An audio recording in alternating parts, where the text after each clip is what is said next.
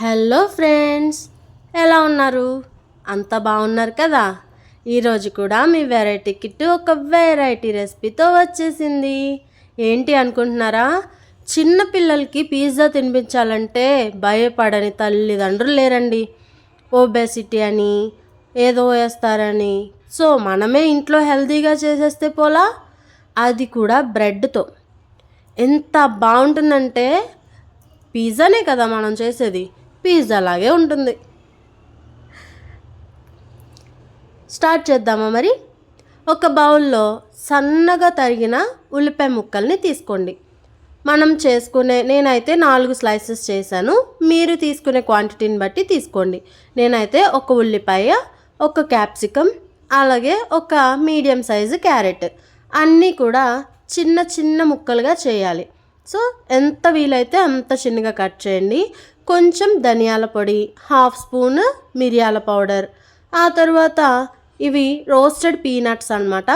మీ దగ్గర కార్న్ ఉంటే, మొక్కజొన్న గింజలైనా వేసుకోవచ్చు. ఇది రోస్టెడ్ చికెన్ ఫ్రై ముక్కలు ఉంటే వేసేయండి, సూపర్గా ఉంటుంది. సో తర్వాత ఒక 2-3 స్పూన్ల టమాటో కెచప్, అలాగే 2-3 స్పూన్ల మయోనైజ్. ఇవి రెండు కూడా మార్కెట్లో అవైలబుల్గా ఉంటాయి. సో ఇవి అసలైన పిజ్జా రుచిని మనకి అందిస్తాయి. ఆ తర్వాత మెయిన్ ఇంగ్రీడియంట్ చీజ్ అండి.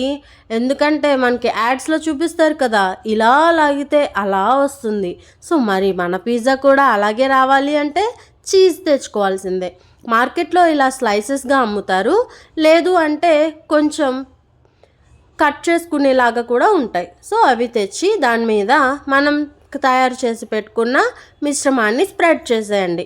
పూర్తిగా అటు ఇటు వచ్చేలాగా స్ప్రెడ్ చేసి, అలాగే ఉన్న ముక్కలన్నిటికీ కూడా ఈ మిశ్రమాన్ని యాడ్ చేసేయండి.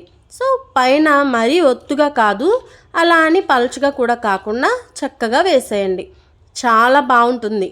సో ఒక పెనం తీసుకొని దాని మీద కొంచెంగా నెయ్యిని వేసేయండి.